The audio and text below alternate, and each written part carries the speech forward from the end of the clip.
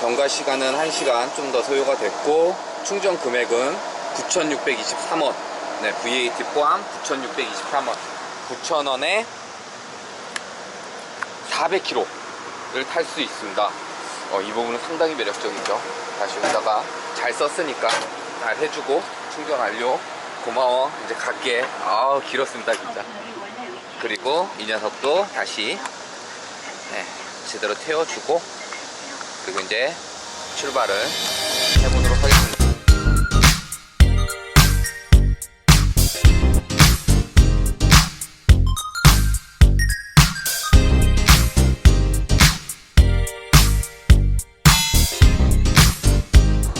현대자동차의 컴팩트 SUV 코나입니다. 코나. 네, 그 중에서도 이전에 경험을 해봤던 내연기관 가솔린이나 디젤 엔진이 아닌 모터를 품은 전기자동차입니다. 코나 EV, 코나 일렉트릭. 내용적으로는 코나, 기존 코나를 베이스로 하기 때문에 몇 가지 디테일만 바꿔줬거든요. 그래서 그 부분만 말씀을 드리도록 하겠습니다. 우선은 가장 먼저 눈에 보이는 부분이 그릴. 그릴 부분을 완전히 막았죠. 이렇게 해서 그릴을 완전히 막아서, 어차피 엔진이 없기 때문에 공기저항을 생각해서 여기 막힌 그릴을 이렇게 사용을 했습니다. 그래서 제가 일전에 영상으로 보여드렸던 볼보 그 차량을 보면 헤드램프가 이렇게 돼갖고 제가 토르의 망치라고 이거 잘 불린다고 이렇게 했었는데, 이 녀석은 이렇게 전면을 보면 아이언맨 느낌이 납니다. 아이언맨 마스크. 안 그래도 또 아이언맨 에디션도 공개를 한 것 같아요. 이렇게 보면 시승 차량이 레드 컬러라서 더 그런지 몰라도 아이언맨 마스크를 연상을 시킵니다. 그리고 또 현대자동차의 이제 SUV의 디자인 패턴이죠. 데일라이트는 얇게 해서 위로 올리고, 헤드램프는 밑으로 내리는 이 컴포지트 램프도 이 녀석이 최초로 가져갔습니다. 그리고 넥소하고 산타페까지 이게 이어졌죠. 그래서 이 막힌 그릴도 그렇고 이 눈매도 그렇고 처음 볼 때는 좀 이질감이 있었습니다. 근데 이제 넥소도 그렇고 산타페도 이어지고 계속 보다 보니까 익숙해지는 것처럼, 이 녀석도 처음 출시했을 때는 좀 답답해 보였거든요, 이 그릴 부분이. 근데 지금 봐서는 상당히 괜찮아 보입니다. 그리고 제 기억에 현기관 모델은 여기 홈이 있었어요.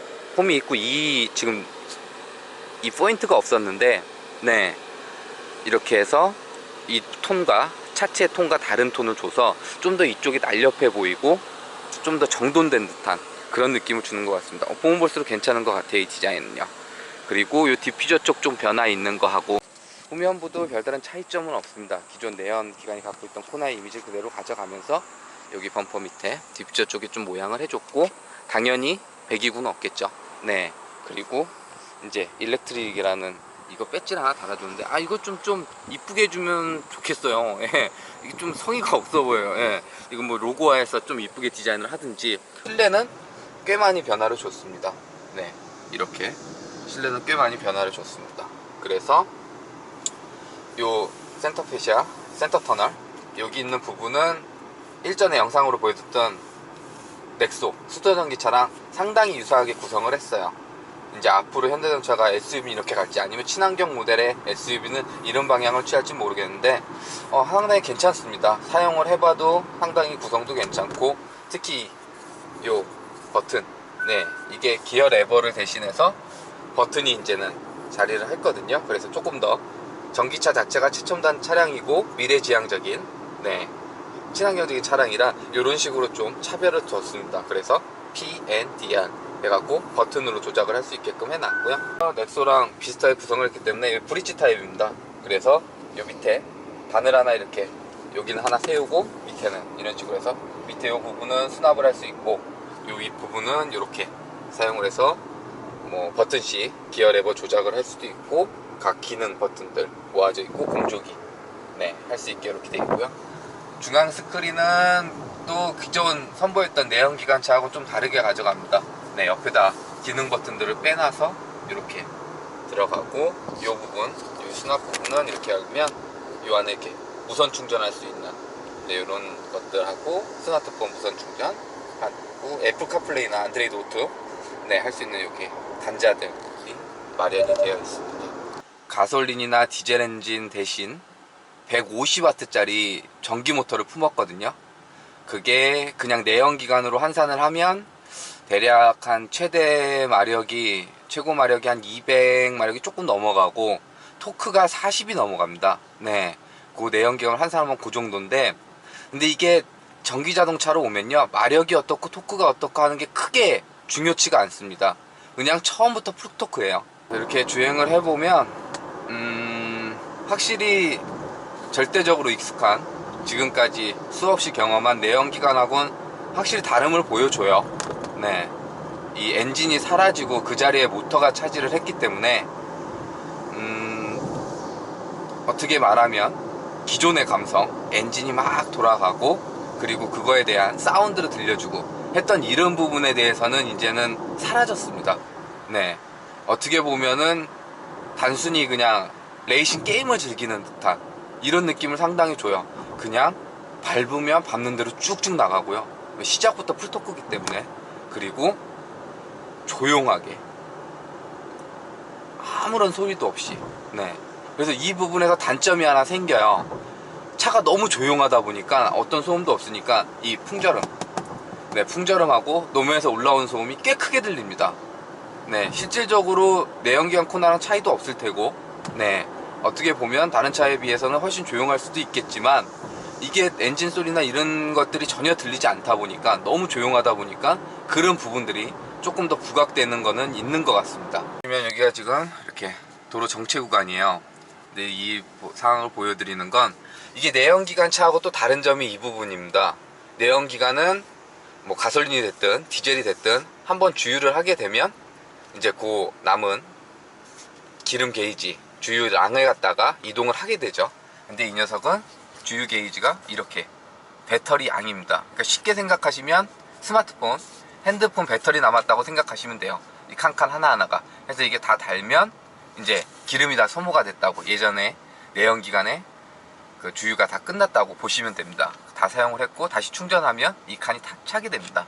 근데 가솔린이 됐든 디젤이 됐든 한번 주유를 하게 되면 그 기름이 늘진 않습니다. 네, 계속 소모가 되는, 네, 그 과정인데, 이 녀석은 한번 충전을 하면요, 충전을 꽂을 때도 충전이 되지만 이렇게 주행을 할 때도 스스로 충전을 하게 됩니다. 근데 이 과정이 그냥 달릴 때는 충전을 하지 않고 감속, 네, 이렇게 감속, 가다서다 속도를 줄이고 그리고 멈춰서고 할 때 이 브레이크, 네, 회생제동, 이게 들어올 때 배터리를 충전을 하거든요. 그 에너지를 이용을 해서. 그렇기 때문에 실제적으로 표시되는 주행거리보다 이렇게 도심을 달리면 조금 더 많은 거리를 달릴 수 있습니다. 왜냐하면 달리면서 충전을 하기 때문이죠. 네, 이 부분이 기존 내연기관하고는 또 다른 차이점이고 또 하나의 장점이 될 수가 있는 부분이고요. 모니터를 보시면 이렇게 EV 주행 가는 거리라고 해서 현재 배터리가 충전된 양을 갖다가 한 261km 이렇게 탈 수 있다고 합니다. 이 부분에 또 하나 보여드릴 게, 지금 날씨가 38도예요. 38도. 네, 아직 12시도 안 됐는데 요즘 진짜 대단합니다. 38도인데 에어컨을, 지금 썬팅도 안 된 차라서 네, 풀로 틀고 있거든요. 근데 에어컨을 딱 끄면 거리가 확 늘어납니다. 네, 300km로. 근데 너무 더워서 에어컨을 끄고 갈 수는 없기 때문에 네, 260km만 가더라도 네, 에어컨을 켜도록 하겠습니다. 그리고 그럼 260km 누적거리가 남았으면 갈 수 있는 거리는 이렇게 보여줍니다. 그래서 현재 지금 평안남도까지 갈 수 있고 항해남도 갈 수 있고, 네, 대전 정도까지는 커버된다. 이렇게 그래픽으로 현재 그런 것들을 보여주고요. 또 에너지 정보를 보면 주행 가는 거리는 얼마, 그리고 배터리 양이 얼마, 네, 급속 충전했을 때 소요 시간은 얼마인지, 뭐 이런 정보들을 따로 만들어 놨습니다. 네, 그래갖고 이런 정보도 제공해 주는 것도 괜찮은 것 같고요. 이렇게 보시면 여기 회생 제동이라고 그 속도 게이지 밑에 이렇게 뜨거든요. 그래서 이 레버는 기존 내연기관이 갖고 있던 패들 시프트 개념은 아닙니다. 기어 단수를 내려주고 올려주는 패들이 아니라 이 회생 제동 에너지를 관장해주는 패들이거든요. 해서 이거를 한번 당기시면 이렇게 네, 회생 제동 에너지를 좀 더 강하게 걸겠다. 그리고 한번 더 당겨주면 3. 이거는 3 정도 걸어 놓으면요, 브레이크를, 그러니까 악셀에서 발을 떼는 순간 뒤에서 뭔가 당기는 느낌이 확 듭니다. 그만큼 회생제동 에너지를 적극적으로 사용을 해서 배터리를 충전을 하겠다는, 그래서 이런 식으로 회생제동 에너지를 이용해서 배터리를 얼마나 충전을 하면서 적극적으로 사용을 할 건지 개별적으로 세팅이 다 가능하고요. 그리고 제가 기억을 하기에 또 다른 점은, 내연기관 코나 탔을 때는 일반 크루즈 컨트롤이었던 걸로 제가 기억을 합니다. 네, 스마트 크루즈, ACC가 아니라 일반 그 속도만 해주는 그거였는데, 이 EV에는 스마트 크루즈를 달아줬어요. 네, 그래서 스마트 크루즈 모드를 해서 저는 80km, 지금 강변북로니까 80km로 설정을 해 놓도록 하겠습니다. 그러면 막히는 가다서라 방폭하는 정체 구간에서도 상당히 운전이 편해요. 네, 스마트 크루즈만 설정을 해 놓으면 이렇게 지금처럼 가속 페달이나 브레이크 페달을 전혀 조작하지 않고, 물론 핸드 조향 어시스트 들어갔기 때문에 상당히 편안합니다. 네, 제가 요 근래 계속 현대차를 경험을 하고 이 기능을 경험을 해보는데 상당히 좋아요. 인식률도 좋고 잘 잡습니다. 운전할 때 특히 이런 정체 구간에서는 활용도가 정말 괜찮습니다. 물론 장거리 갈 때도 상당히 편한데, 이렇게 정체 구간 갈 때 이럴 때 상당히 도움을 주는 그런 기능입니다. 그리고 편의 사양으로는 기존 먼저 선보였던 내연기관에도 이건 있었죠. 헤드업 디스플레이 대신 이렇게 팝업 형태로 해서 이렇게 완전히 감출 수도 있고, 필요할 때는 다시 이쪽에 있는 여기 버튼을 사용을 해서 이렇게 조작을 하면 이렇게 다시 사용을 할 수 있게끔 해놨고요. 여기 드라이브 모드는 지금 총 4가지예요. 에코, 컴포트, 스포츠, 그리고 에코 플러스, 이렇게 됩니다. 4가지를 지원을 해주고, 이제 이렇게 전자식 계기판이 들어갔기 때문에 요 색을 달리해서 표현을 해줍니다. 그래서 스포츠 모드일 때는 이런 방식으로 이렇게 보여주고요. 그리고 에코 모드일 때는 이렇게 녹색으로, 그리고 컴포트일 때는 이 방향으로 이렇게 보여줍니다. 그리고 센터 페시아에도 그런 거를 이렇게 색을 달리해서 표현을 해주고, 승차감은 딱 세그먼트에 맞게끔 해줘요. 그렇게 여유로운 세팅도 아니고, 그렇다고 너무 타이트한 세팅도 아니고 적당합니다. 그렇다고 또 잡아줄 때는 못 잡아주는 건 아니지만 노면도 어느 정도 타는 그런 세팅이라고 보시면 될 것 같고요. 그리고 핸들링 잘 따라 나갑니다. 잘 따라 나가요. 대신 이제 제동력이 좀 이질감이 있습니다. 왜냐면 아까 말씀드렸듯이 이 제동을 걸 때 회생제동 에너지를 활성화를 시키기 때문에 배터리를 충전하기 위해서, 그래서 약간의 이질감이 있습니다. 내연기관하고 차이는 약간 좀 밟았을 때 처음에 밀리는 느낌이 들어요. 그리고 딸깍 뒤로 잡는 느낌도 들고, 이런 부분들은 좀 있는데, 이것도 적응이 되면 크게 불편한 부분은 아니라서 그 부분은 경험을 하시게 된다고 하면 적응의 시간은 조금 가지시는 게 좋을 듯 합니다. 전혀 불편함이 없습니다. 스트레스가 없습니다. 일반 내연기관에 가졌던 소음, 진동 이런 게 전혀 없고요. 그리고 변속이 되면서 변속이 울컥거림이나, 특히 D시트 같은 거는 초반에 조금 아직까지는 그 울컥거림이나 딜레이가 있는데, 이 녀석은 그런 게 전혀 없습니다. 그냥 쭉 갑니다. 그러니까 상당히 인상적이에요. 그냥 이렇게 일상을 다니고 좀 벗어나고 다닐 때도 전혀 문제가 없습니다. 거기에다가 무엇보다도 토크나 마력이 중요한 게 아니라, 힘이 얼마나 중요한 게 아니라, 이 녀석은 거리를 얼마나 갈지. 사실 현대자동차가 전기자동차는 좀 늦은 편이었어요. 처음 선보였던 것도 꽤 늦었고, 아이오닉 보여줬던 것도, 그리고 처음 출시했을 때는 한 주행거리가 얼마 안 됐기 때문에 200km 내외였기 때문에 크게 상용화를 시키기에는, 왜냐면 200km면 그냥 도로 주행을 다니는 건 별 문제가 안 되는데, 어디 장거리 지방 가려고 하면 이게 꽤 문제가 됩니다. 그리고 자주 충전해야 되는 번거로움도 있고요. 주행거리가 한 400km, 300km 중후반, 400km 이렇게 되다 보니까 정말로 이제는 좀 본격적으로 전기차를 타봐도 될 그런 시대가 온 게 아닐까 싶습니다. 일전에 넥소도 그랬고, 지금 이 코나 EV 이 녀석도 그렇고, 이제는 현실적으로 그냥 일상을 같이 하기에 별다른 불편함을 느끼질 못하겠어요. 네, 꽤 본격적인 시대를 알리는 그런 차량이 나오지 않았나 싶습니다. 물론 이렇게 아까도 보여드리면 에어컨을 가동을 하면 주행거리가 줄어들고, 특히 겨울에는 이 배터리의 효율성이 떨어지기 때문에 공시된 거리보다는 못 가는 게 사실입니다.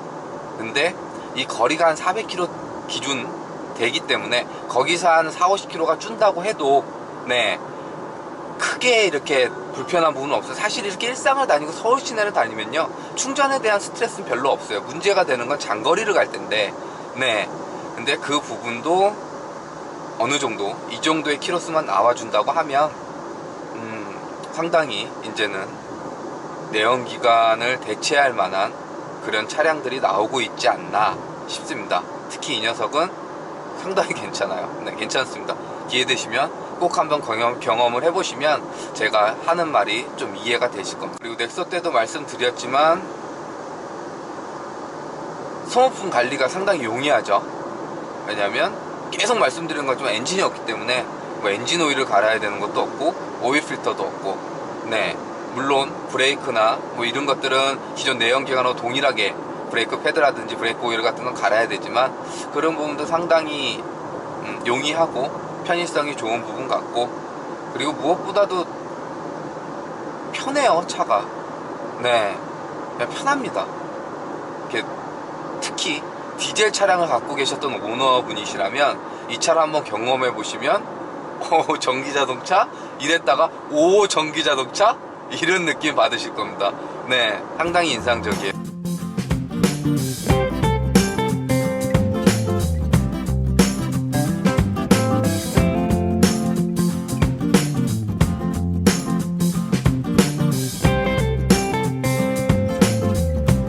안녕하세요. 예계장입니다. 우리 또 자동차 전문 TV 레알 TV 여러분들 많이 시청하고 계신데 더욱더 재미있는 소식이 많이 있으니까 여러분들 레알 TV 많이 시청 부탁드립니다. 레알 TV 많이 사랑해 주세요.